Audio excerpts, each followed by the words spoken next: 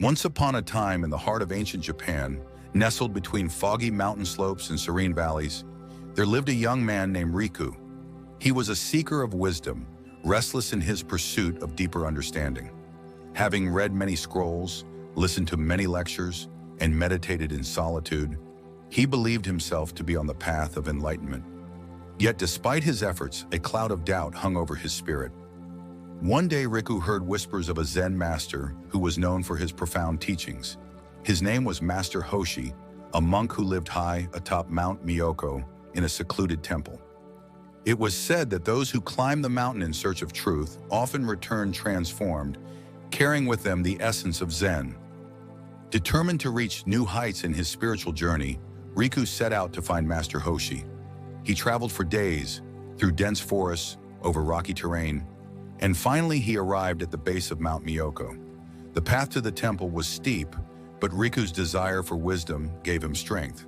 He climbed steadily, his heart filled with anticipation. When he finally reached the temple, a simple but beautiful structure, he was greeted by a young monk. The monk asked, "What brings you here, traveler?" Riku bowed respectfully and said, "I have come to seek the wisdom of Master Hoshi. I have read many teachings, but I long to know the true path to enlightenment." The monk smiled knowingly and led Riku through the temple's quiet halls, where the scent of incense filled the air.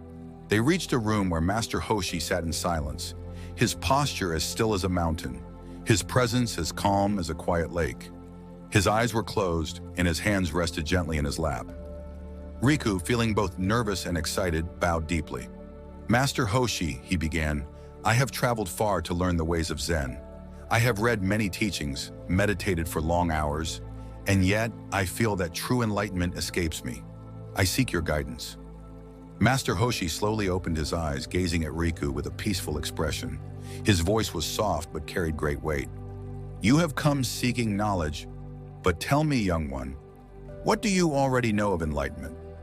Riku, eager to impress the master, responded confidently, "Master, I have studied the ancient texts, practiced meditation, and sought to free myself from the desires and distractions of this world. I know that enlightenment is the realization of oneness, the shedding of illusions, and the embracing of the present moment." Master Hoshi nodded gently but said nothing. He studied Riku for a moment, then rose from his cushion and motioned for Riku to follow him to a nearby room. In the center of this room was a low table. On the table sat a simple teapot and 2 cups. Master Hoshi gestured for Riku to sit, and then he poured tea into one of the cups until it was full. He did not stop, however, and continued to pour, the tea spilling over the rim and onto the table. Riku watched in confusion as the tea overflowed, spilling onto the floor. Finally, unable to remain silent, Riku blurted out, "Master, the cup is full. No more can be added. It's overflowing." Master Hoshi stopped pouring and set the teapot down gently. He looked at Riku with a calm gaze and said, "Yes, the cup is full, just as you are full of knowledge, full of ideas, full of opinions. How can I teach you anything if your cup is already full?" Riku sat in stunned silence, realizing the weight of the master's words. He had come seeking enlightenment, believing himself to be prepared, yet he had not left any space within himself to truly receive new wisdom. His mind had been crowded with what he thought he knew, leaving no room for what he needed to learn. Master Hoshi sat down across from Riku and continued, "The mind, like the cup, must be empty before it can be filled. If you wish to truly learn, you must first let go of what you believe you already know. Enlightenment is not something that can be grasped through knowledge alone. It is not found in books or in the theories you cling to. It is experienced in the emptiness, in the letting go." Riku, humbled by the master's words, bowed his head. "But master," he said softly, "how do I empty my mind? How do I let go of all that I have gathered on my journey?" Master Hoshi smiled gently. "You begin by recognizing that the path to enlightenment is not a destination to be reached, but a way of being. It is not the accumulation of wisdom, but the shedding of what weighs you down. Your knowledge, your ideas, even your desires to achieve enlightenment, these are all attachments.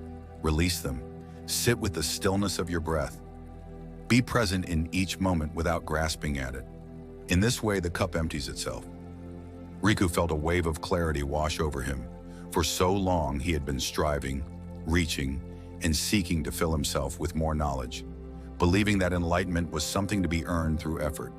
Yet in that moment, he understood that it was not about adding more, but about becoming less. For several minutes, neither spoke. The silence between them was filled with understanding, deeper than any words could express. Then Master Hoshi gestured toward the teapot again. "Let us share another cup of tea," he said. "This time, drink with an empty mind, without expectation. Taste the tea fully, in the present moment." Riku lifted the cup to his lips and took a slow sip. The warmth of the tea spread through him, but this time, he wasn't thinking of its flavor or how it compared to other teas he had tasted. He simply drank, fully present in the act. And in that moment, he glimpsed what Master Hoshi had been teaching him all along. Enlightenment was not something to be found in the future, nor something to be gained through effort. It was in the simple, the quiet, the now. As Riku set his cup down, he bowed deeply to Master Hoshi. "Thank you, Master," he said, his voice filled with gratitude. "I understand now. I will empty my cup, and I will learn." Master Hoshi nodded, his eyes filled with kindness. "Remember, Riku, enlightenment is not a possession to be held. It is a state of being. Keep your mind and heart open, and the path will reveal itself." Riku left the temple that day, not with the answers he had expected, but with a profound sense of peace. His journey had only just begun, but now he understood that the journey itself was the destination. He would continue to walk the path of Zen, no longer burdened by the need to know everything, but embracing the beauty of the unknown. And so, the story of the empty cup lived on, passed from master to student, a timeless reminder of the importance of humility and openness on the path to enlightenment. For only when the cup is empty can it be filled with the true essence of life. Thank you for listening to this story. If you enjoyed it and would like to hear more tales of wisdom and enlightenment, don't forget to like this video, subscribe to our channel, and turn on notifications so you won't miss our next story. May your cup always remain open and ready to receive.